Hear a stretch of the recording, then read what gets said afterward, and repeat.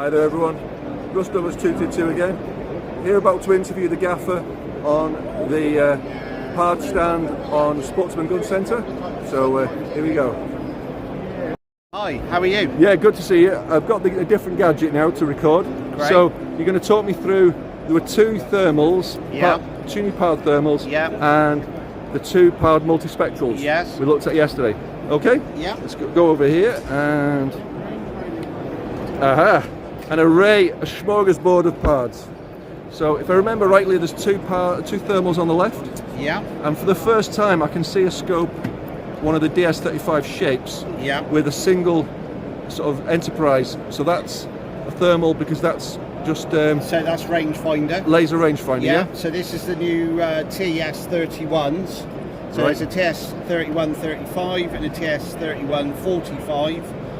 Both available in LRF configurations or non-LRF configurations. Right, so the one on the left is obviously non-LRF. Yes, 100%. And the one on the right is LRF? Yes. Cool. So these, are they 384, 288? They are, yes. And they're very, very similar ergonomically to the DS35 night vision scopes, night vision scopes, in the sense that they work on an 18650 battery. Nice long eye relief on both of them.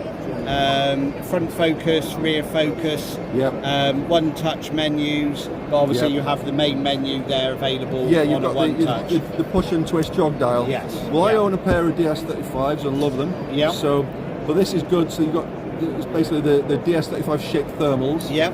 Excellent. What's the RRP on these two?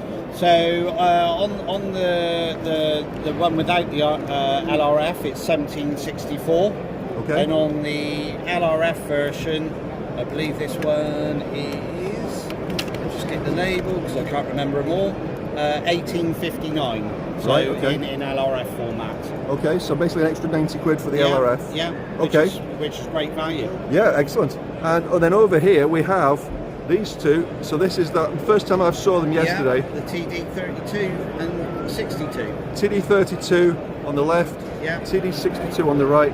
And these are the new powered multi-spectral scopes. That's right. So again DS35 shaped, but these have got all the lenses at the front. That's right. So you've got the day vision, night vision, and thermal all in one complete unit. Excuse me. I'm just going to see if I can film the front to show there we go, the lenses. Brilliant. So all the lenses. So cheers, mate. So what else can you tell them about these? So the multi-spectral, you've got day vision, night vision and thermal vision all in one unit. So again, very, very similar ergonomically to look at from the back end as a DS35 50 or 70. Again, works on a slightly bigger battery system, but basically identical from the front backwards. You can change between your different settings on the top button, and you can go into the main menu through the top button as well, very similar to the DS. You zero the thermal and the night vision units independently. Yeah, they have separate objective lenses, so they need to be zeroed separately. And then you can actually have a picture-in-picture menu where you can have it in night vision or in thermal vision and have both images and vice versa. Brilliant. Okay. And again, mounts on a 30mm tube. Exactly the same system as the DS35s and 70s. So you've got basically 4 lenses. You've got one is the day and night objective lens. You've got an LRF lens. You've got the IR illuminator. And you've got the thermal. Absolutely. So what do these two? Can you tell us the difference in the two? The 32 and the 62. So it's the processors basically. Right. Okay. The sensors. Right. So one's got a smaller sensor, one's got a larger. There's one 384 and one 640. That's it. Exactly. Okay. So the 62 is that the 640? Yeah. And how much do these retail for? So 2124 on the smaller processor, and I think it's 3074 on the larger one. So 2.1, so that's a 384 by 288. Yeah. Multi-spectral, singing and dancing with a ballistic calculator. Absolutely. That's pretty impressive. And so that was 2.1, and how much for the other one? The 62? 3074. Brilliant. That's awesome. So Have you got other stuff to show us on the pod? There's some new products about to be released, I believe. Speaking to Steve Gom from PARD. Right. And I think they're going to come sometime after EWA. Oh, right, after EWA in March. Yes. That'll be EWA Germany. Yes. I haven't done EWA Germany yet, but I've to sort of read, see if I can afford that. Exactly. It's very close together this year, with obviously the British Shooting Show being backed up together. So yeah. A lot of travelling involved this week.